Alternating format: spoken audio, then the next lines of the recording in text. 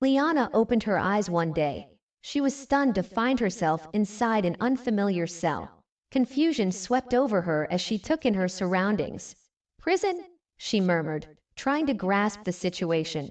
The cell was dark and grim, and the realization struck her. She was in Central Prison Cambericum. At first, everything felt surreal. The flowers bloomed, the leaves fluttered, and Liana struggled to reconcile her new reality. She had come to terms with being Liana in a world that seemed eerily similar to the romance novel she had read long ago.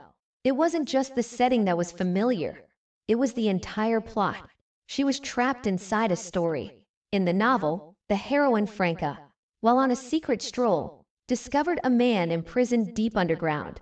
This man, Lichterlin von Hell, was held captive because his family's power had driven him to act like a beast. Franca, feeling pity for him, freed him from his chains, despite his loss of reason due to his overwhelming power. This was just the beginning of a complex love triangle involving the villain, the sworn enemy of the male lead. Liana found herself in an R-rated romance novel, though the situation felt absurd to her. The most ridiculous part was that she was a minor supporting character who was never mentioned in the novel's plot. The place where she first awoke, Cambericum Prison, was the very first stage of the novel. Accepting that she was inside a novel was a challenge, but what struck her as even more astonishing was the realization that it was 4 years before the events of the novel began. This meant that the male lead, Lichterlin von Hell, was still in the dungeon. Liana squinted, trying to see further into the dungeon from her cell. She wondered what she might discover if she ventured a little closer. Just as she was about to take a step, a voice interrupted her thoughts. "Liana, you can't go in there," came the stern warning. "Oh, mister," she replied, "just a little bit more." She was determined to find out what lay beyond, no matter the risks. As Liana peered through the narrow slit in the dungeon wall, she was interrupted by Hans, the guard who had been keeping an eye on her. "You? Be but that," Hans stammered, his face showing a mix of concern and exasperation. "You know that isn't a good idea, right?" Of course," Liana replied, her tone nonchalant. "You know I'll be dead if the warden finds out about this, right?" Hans sighed. "I'm good at keeping secrets, you know." "That's not what you said last time," Hans retorted, clearly recalling a past incident. "Is that so?" Liana asked innocently, though she knew she was pushing her luck. "In the first place," Hans continued, "this is an area where prisoners aren't allowed. If it weren't for the alcohol and cigarettes you gave me," Liana nodded sympathetically, "because this is a place where nobles are imprisoned, even in the central wing of Cambericum where I stay. All the guards are knights. The male lead is closely monitored by many knights, but before the novel starts," Hans shrugged, "they're so sloppy you can snoop around just by bribing them." "Hey, mister," Liana said, her eyes sparkling with curiosity, "I just have one request. Can I take a look over there?" "What? You can't." Liana murmured, trying to look as pleading as possible. "Even if you look at me like that, I won't let you. It's almost time for the warden to come." As Hans turned away, Liana managed to sneak a glance into the cell. She saw a figure that took her breath away. Lichterlin von Hell, the male lead. Her heart raced as she observed him. There's still some left," Hans yelled, realizing he had dropped some alcohol and cigarettes. "Have a good time."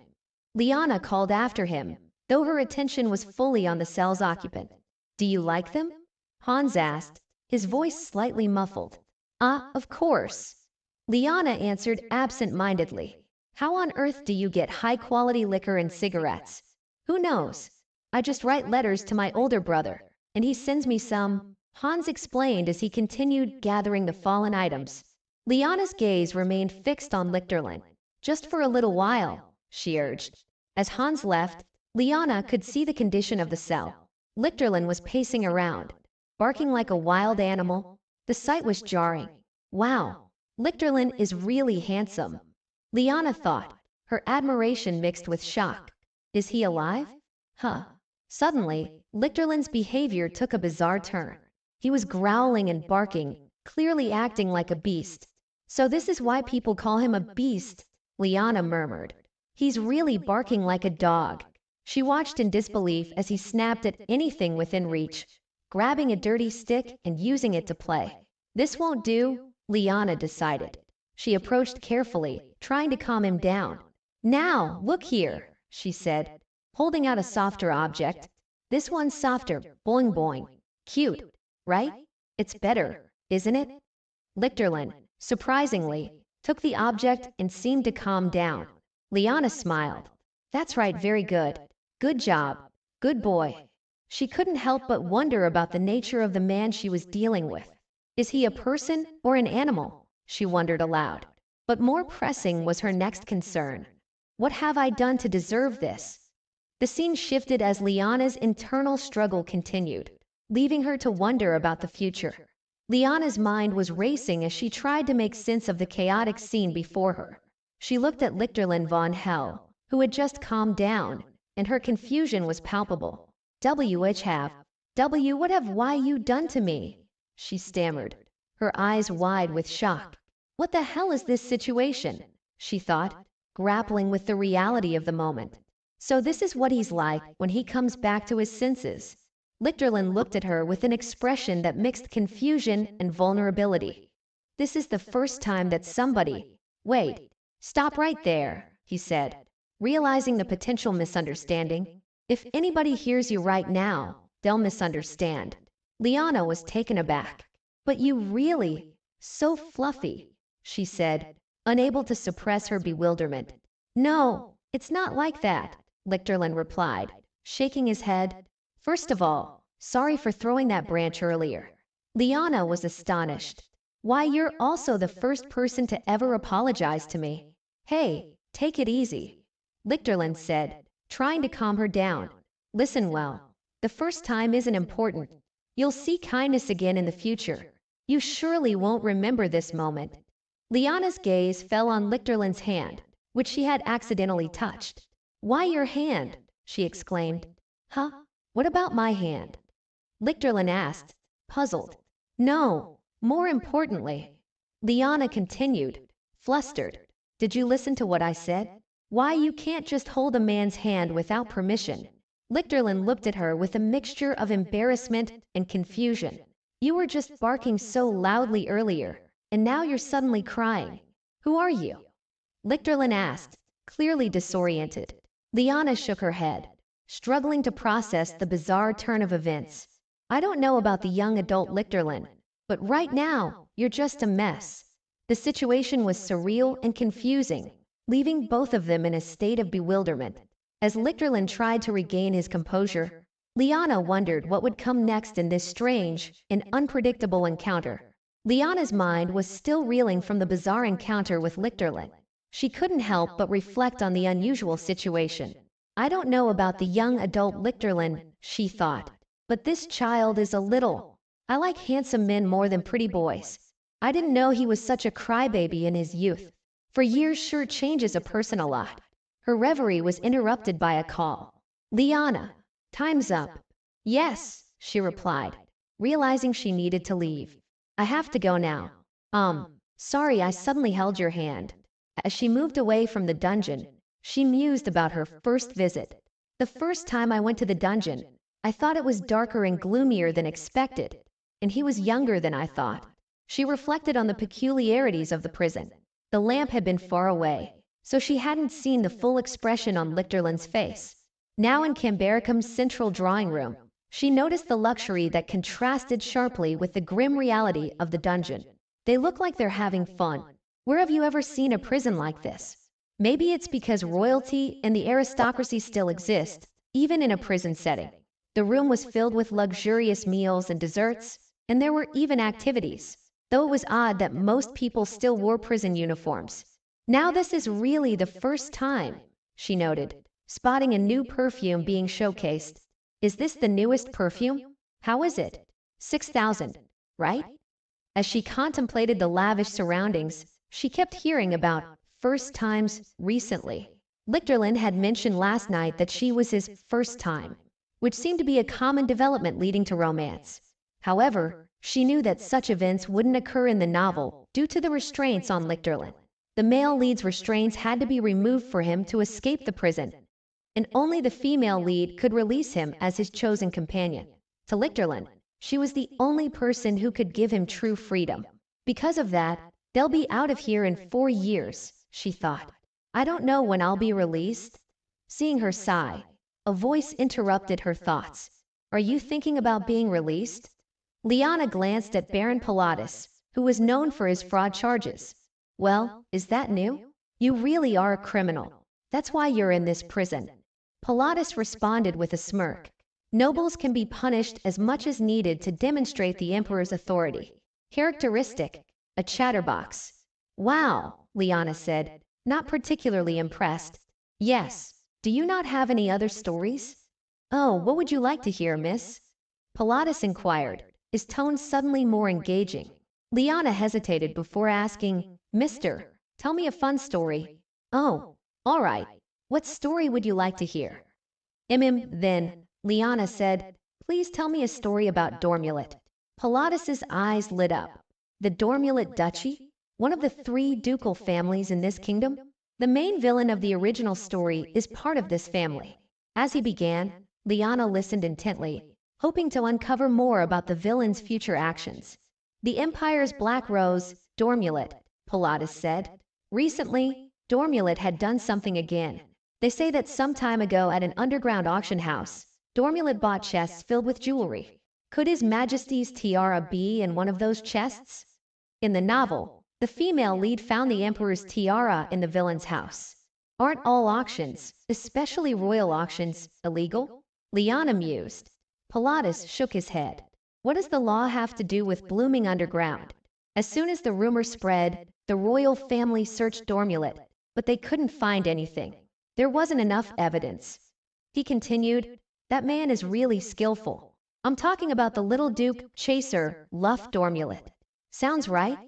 Liana's interest peaked. Have you heard about Dormulet's true treasure? Pilatus nodded. Other than the Duke and his son, there's also one more member, a really unfortunate one. The villain's younger sister. She dies of a chronic disease before the novel even starts. Despite the grimness of the story, Liana was intrigued. Anyway, Dormulet stole the tiara. This conversation is going the same way as the criminal story. She decided to change the subject. Now, why don't you try talking as well? Did you enjoy the experience you mentioned before? Ah, it was good, Pilatus admitted. I liked it. As Liana considered her next move, she asked, Mister, do you perhaps know a way to meet the warden? Pilatus offered a suggestion. Hey, how about a walk? Don't you want to go on one? Pilatus gestured towards the exit with a hopeful smile. A walk? Don't you want to go on one? Liana's attention was abruptly pulled away by the cacophony from the dungeon. Lichterland, still in a state of disarray, was barking and growling uncontrollably. Grr. Bark, bark, bark. Woof, woof. Ruff, he continued, his behavior erratic. Ah, this again. Liana sighed, frustrated. At least make yourself presentable. I can't come to the dungeon every day, no matter how much I bribe the guards. It took me 3 days to come back. She observed Lichterland's chaotic state and murmured, it's so easy to be him. There's no sort of switch to turn him back to normal. Down, boy, she commanded, trying to calm him. Growling. Is growling the only thing you know how to do? Can you understand what I'm saying? Lichterland's glare was intense, but he remained silent. Liana wondered aloud. But why don't you talk like a person? Are you only able to understand words? You're so good at glaring. She tried a different approach, holding out a piece of bread. Do you like bread? Lichterland's ears perked up at the sight of the bread. He responded eagerly. I snuck in. No, brought some from the kitchen, Liana said, feeling a bit like Jean Valjean in her attempt to offer kindness. Do you want some? Woof. Lichterland barked in response, clearly interested. Repeat after me, Liana instructed. Asterisk yes, please. Asterisk arf arf arf. Lichterland seemed to understand her, but he was still barking like a dog. Why are you barking like a dog? Growling. Ah, wait. I'm not saying I'm not giving you any. If you eat it all at once, you might choke. She hesitated, then added, "Look over here. What did I tell you? You will choke if you eat it too quickly, so you have to eat slowly. Do you only know how to eat like that? Gosh, don't bite me. Just try biting me, and I'll kick you. Got it?" Lichterland's expression softened, and he seemed to be calming down. Thank you," he muttered, his voice shaky. Please keep your hands away from me." Liana observed him, realizing he had come back to his senses. Until just now, you were well from my hand," she said. If you're not going to take responsibility, please don't touch me." "Responsibility?" Lichterland asked, puzzled. Liana shook her head. "But the person responsible for you is someone else. For example, the female lead, or the female lead. If not, then the female lead. Pretty, kind, and capable. She can even take off that restraint. She's just perfect. That's why I'm just here to take it easy." She noticed Lichterland's reluctance to admit hunger. "Aren't you hungry?" "I am not," Lichterland replied, his voice barely above a whisper. "It's okay, it's fine," Liana reassured him. "You don't have to be shy about being hungry." Liana's voice softened with concern as she spoke to Lichterland. "Do they starve you? A person with that kind of blood shouldn't be starved." Lichterland's gaze was distant, the shadows of his predicament evident. "Too," he stammered, his voice trembling. "It's too harsh if that's the kind of food they give you." Liana shook her head. "The prisoners at the central wing have plenty to eat. Come over here and eat. They have a lot."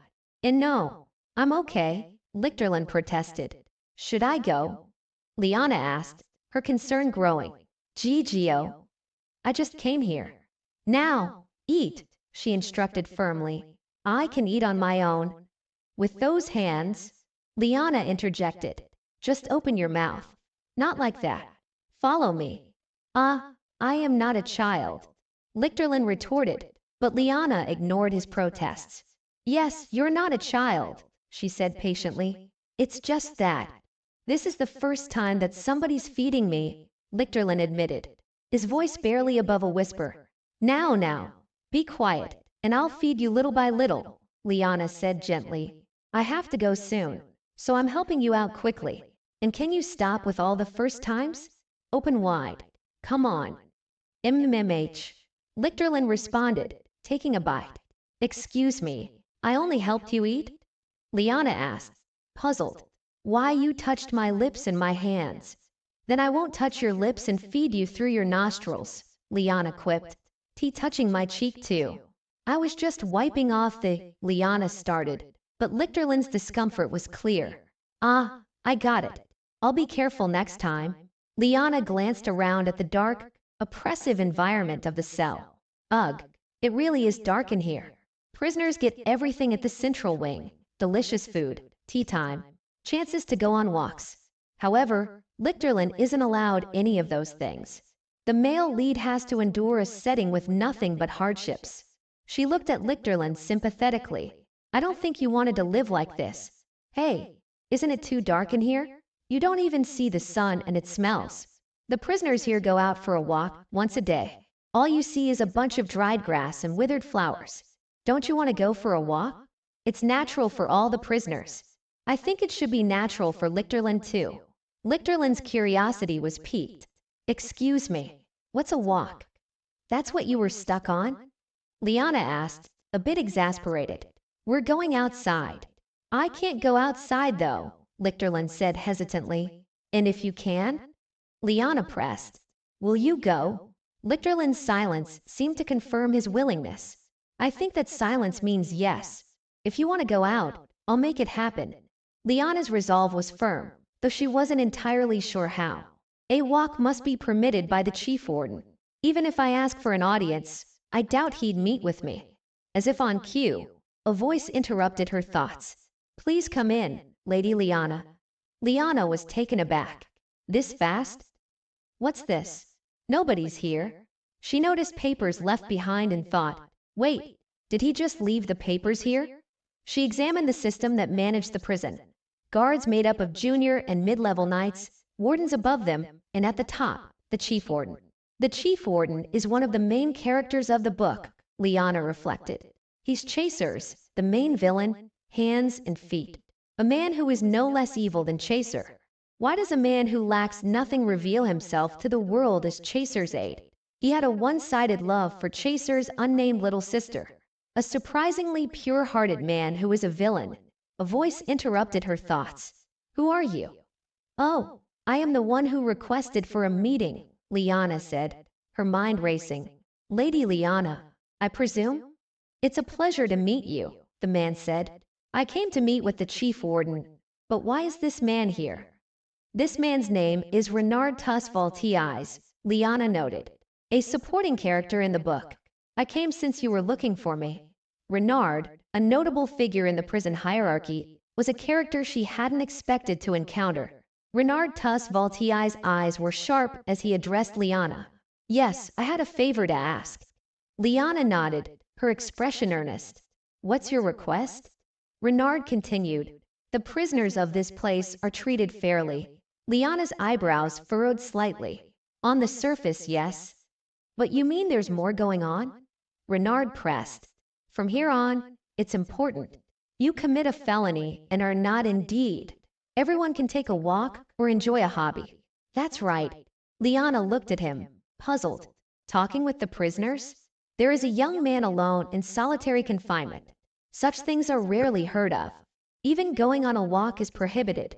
But he's from the central wing, so he hasn't committed a major crime. Renard's gaze softened slightly. You care about that prisoner? Liana nodded, her concern evident. Yes, correct. Renard sighed. I see. That's not a trivial matter. Also, I have a younger sibling, so I couldn't pretend I didn't see anything. Liana's eyes widened. A younger sibling? Yes, Renard confirmed. Not sure if Liana has younger relatives. Liana shook her head. No way. There aren't any younger relatives of mine here yet. It was only after Chaser appeared that... Renard interrupted. Please, be allowed to go on a walk tonight? I'll think about it, he said. What? Liana was taken aback. You said you'd think about it? But why? It was supposed to be straightforward. I said I'd think about it, Renard repeated calmly. If I had said no, I would have provided an appropriate alternative. Liana was puzzled. What do you mean? Renard looked at her with a hint of concern. You have already told father that you will do whatever it takes. Huh? Yes, my father. What do they have to do with this? Liana frowned, her mind racing. The wardens and the people. Are they to be capable of handling this? Yes, Renard replied. The young prisoner Liana mentioned was a criminal related to a magical matter. I'll be okay with this much, especially since I was asked by your brother. Liana's face showed a mix of relief and contemplation. All right then. Thank you. Renard gave a nod, his demeanor respectful but firm. I'll arrange it. Please be patient. As Liana left, she felt a weight lift slightly, knowing that her request for the prisoner's well-being might be addressed. The intricacies of the prison's politics and the relationships between its inhabitants were becoming clearer, but the path forward remained uncertain. Liana approached Renard with a mix of apprehension and hope. You won't be just like my brother, will you? I don't even know his face. Renard looked at her with a serious expression. Miss Liana, even if it's not a promise, it's my honor to fulfill your request. At no cost. Please come again. As Liana left the office, she couldn't shake off the feeling of dread. The ominous nature of Renard's presence left her uneasy. The next day brought its own set of challenges. Liana approached the prison, and a guard greeted her with concern. Ah, Liana, today is a bit dangerous. Please be careful. Huh? Liana looked puzzled. The floor is slippery. There's mud. You could get dirty today. And the prisoners often scream. Scream? Liana asked, noting the guard's worry. The guard nodded gravely. Yes, they often scream. As Liana ventured further, she noticed an unusual number of puddles on the ground. The constant dripping sound filled the air, creating an eerie atmosphere. The prison was silent except for the occasional sound of barking. Liana frowned as the barking grew louder. Huh? Why are there so many puddles? The sound was accompanied by more barking and rough noises. It was as if the prison itself was alive with a strange, unsettling energy. Liana noticed that the noise seemed to get louder, almost as if something, or someone, was deliberately trying to make itself heard. A sudden memory flashed in her mind. A young man named Druin, who had been cruelly treated by his family.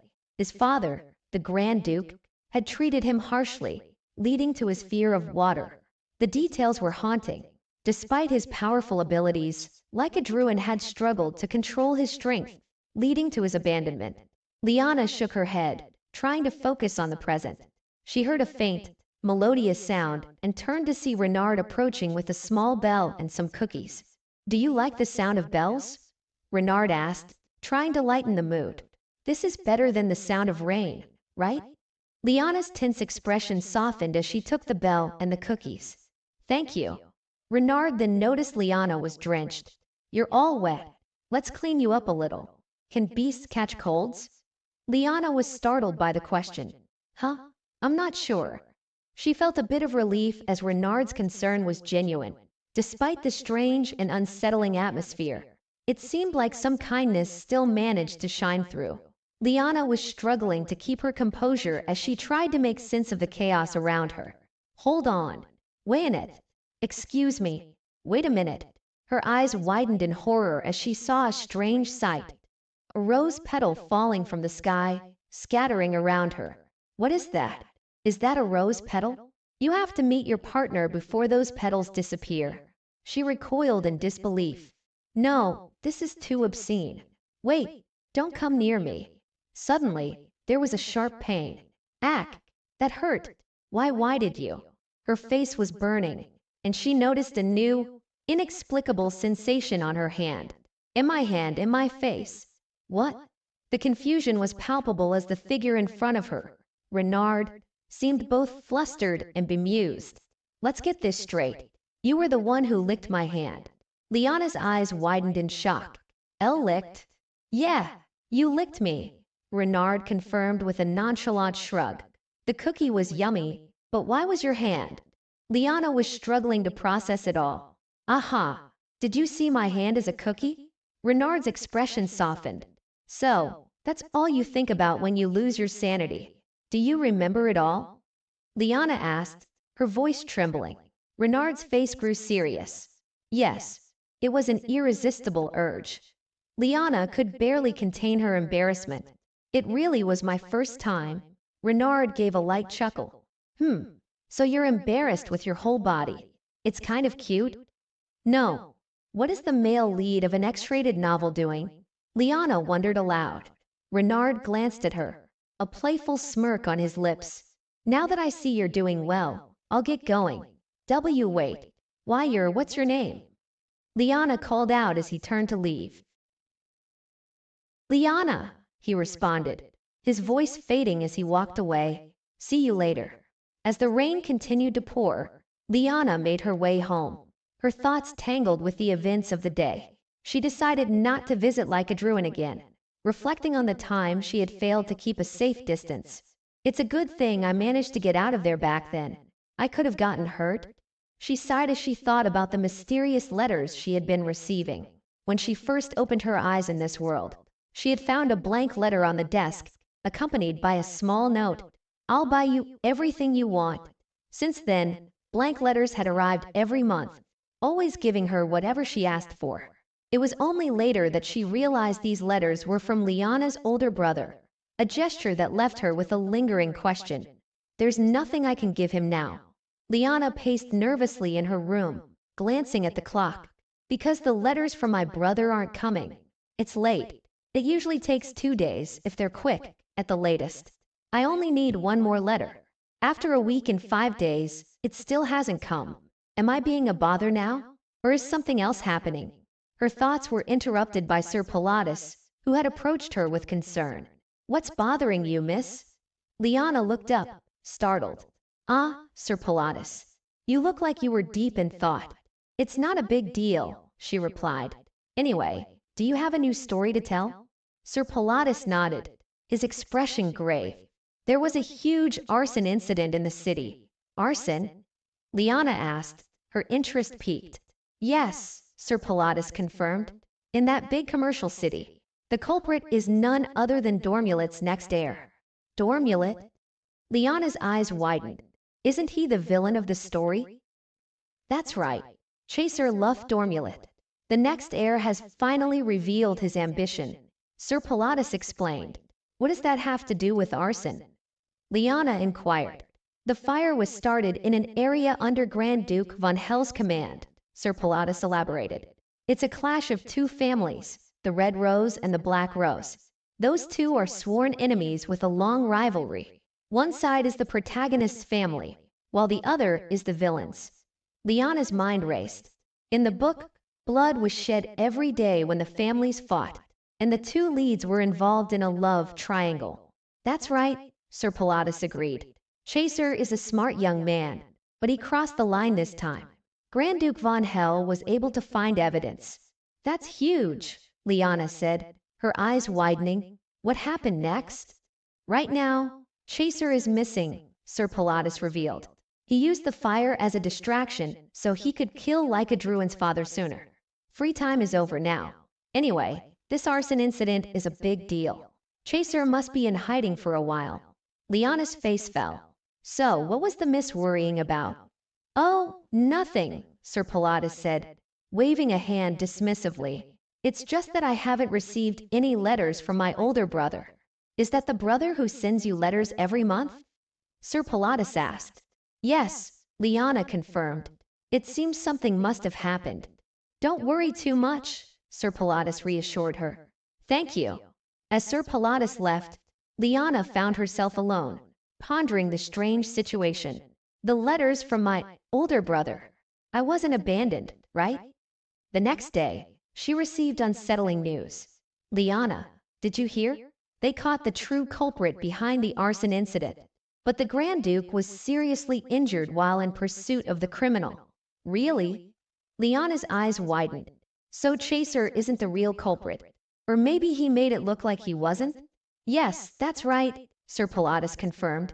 Chaser first attracted Lycadruin's attention during the arson incident and then later attempted to kill Lycadruin's father. It looks like it was this exact incident. Liana's heart sank. Will Lycadruin's father die soon? I have to go back early today, Liana decided. Oh, are you leaving? Sir Pilatus nodded. Come to think of it, he has returned. He's a very impressive young man. How did he convince people to believe him? I'd really like to meet him once. Liana turned to Sir Pilatus. Mister, do you think I can meet someone like that? Why not? Sir Pilatus said with a smile. You might. Don't you know how different the future will be? Returning to her room, Liana found a letter that had finally arrived from her brother. Ah, a letter from my brother. It really has been a while. She opened it, her eyes scanning the contents. Hello, Liana. Have you been well? My lovely younger sister. His handwriting was elegant and familiar. I'm doing good. Liana smiled but felt a pang of worry. What's this? Requesting liquor and premium cigarettes? A whole lot of them. It seemed that her brother had been sending these requests for quite some time. A few days later, Liana found herself dealing with Lord Soga. Lord Soga, please spare me. Please, Sir Chaser. I made a mistake, pleaded Lord Soga, his voice trembling. It's nothing at all, Chaser responded dismissively. I have to send some more liquor over to Cambercam. My lovely younger sister wishes for it. Liana's thoughts swirled as she contemplated the recent events and her brother's mysterious letter. The rain had finally stopped, and Liana took a deep breath, feeling the fresh air after days of gloomy weather. I'm glad the rain passed, but why am I like this? She muttered under her breath, still feeling uneasy despite the clear skies. Across from her, Renard, the guard who often accompanied her, noticed her hesitation. Aren't you going to eat? Startled, Liana quickly composed herself. Of course. I'm eating. Thank you. I'll eat well, she replied, forcing a smile as she looked down at the meal in front of her. The table was filled with various dishes, but her appetite seemed to be missing today. On such a bright day, Liana couldn't help but feel her thoughts drifting elsewhere. Am I having jealousy over such trivial things? She wondered, lost in her emotions. Breaking her train of thought, Renard spoke again, this time with a more serious tone. Some time ago, I was told the guardsmen were calling for you. There's a meeting awaiting your presence. Liana blinked in confusion. A meeting? Is there a reason you called for me? She asked, not expecting any such request. Renard stood, extending his hand with something that shimmered in the light. There's something I must give you. It's Miss Liana's hairpin. Liana's eyes widened. A hairpin? Is it from my brother? She asked, taking the delicate piece in her hand, her heart racing at the thought. Renard nodded. Yes, it's from your brother. He wanted you to have it. She carefully examined the hairpin, realizing it was a part of a collection of gifts her brother had sent. Due to your brother's orders, Renard continued, I doubt there will be anyone who can call for you in this castle, even if you wanted them to. Liana looked up, feeling a bit uneasy. Oh, of course, I already knew everyone. So I told them to call me Liana, she said softly. My brother's orders. Thank you for caring for me. I'm sure my brother and father are also grateful. Renard shifted slightly, his tone softening. Is that what they said? His voice held a hint of something unspoken, but he quickly added, like I thought, you are kind, different from others. Huh? Liana looked at him, surprised by his words. What makes you say that? They're good people, Renard said, glancing away. But I can tell, you care for them deeply. The moment felt heavy, but Renard quickly changed the subject. Since the rain stopped, you can take a walk with that young prisoner you mentioned. However, there will be several guards with you. Is that all right? Liana smiled, relieved by the shift in conversation. Yes, that's all right. As they prepared for the walk, Liana noticed the bright sunlight. The weather's perfect, she said happily. How long has it been since we had a walk like this? Liana asked, glancing at Renard. But her excitement was tempered when she noticed a group of guards, and Renard's face grew more serious. Those guards, aren't they the mid-level ones? The ones who only deal with criminals? Liana asked, her smile fading. That's not a walk, that's abuse, Renard muttered under his breath, clearly upset. Hold on, I'll go ask the guards.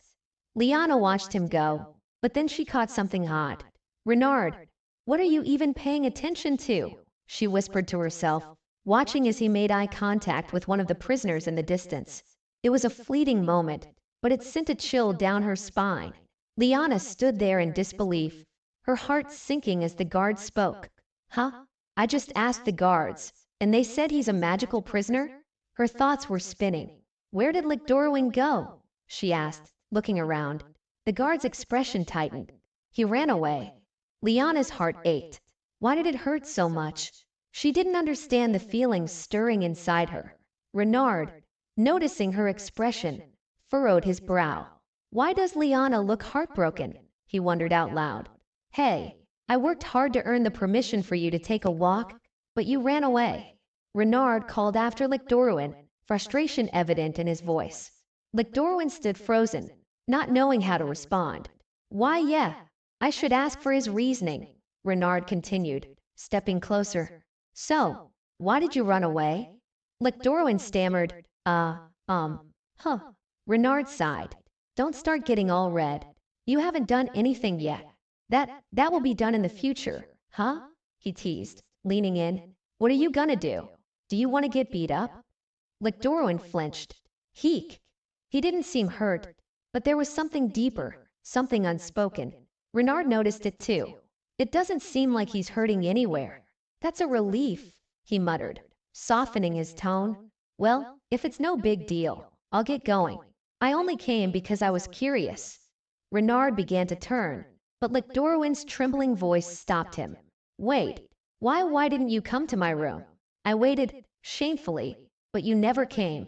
Renard raised an eyebrow, caught off guard.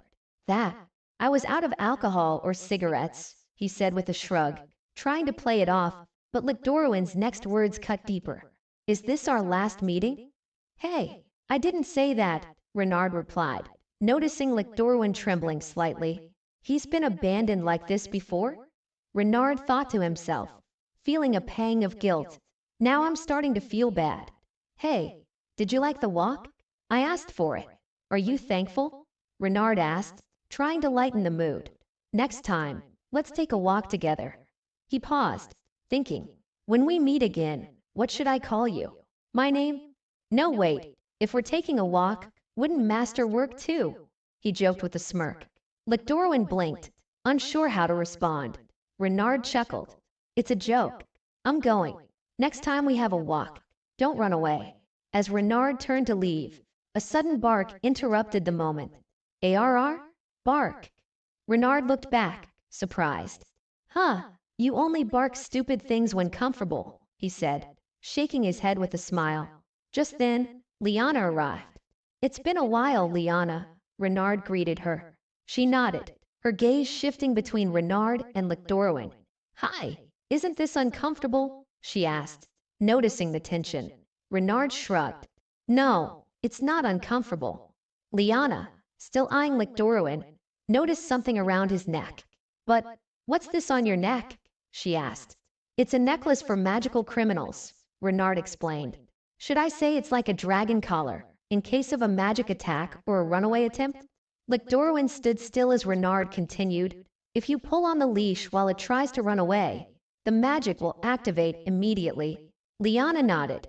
Thank you for the explanation. But there was something off. Doesn't this crazy bastard see that it hurts? She thought, her heart aching for Lictorwin. Suddenly, Lictorwin gasped, his body convulsing. Lictorwin? Liana called out, worry creeping into her voice. It's a seizure, one of the guards shouted. He's trying to run away. Raise your swords. The guards drew their weapons, the tension in the air thickening as they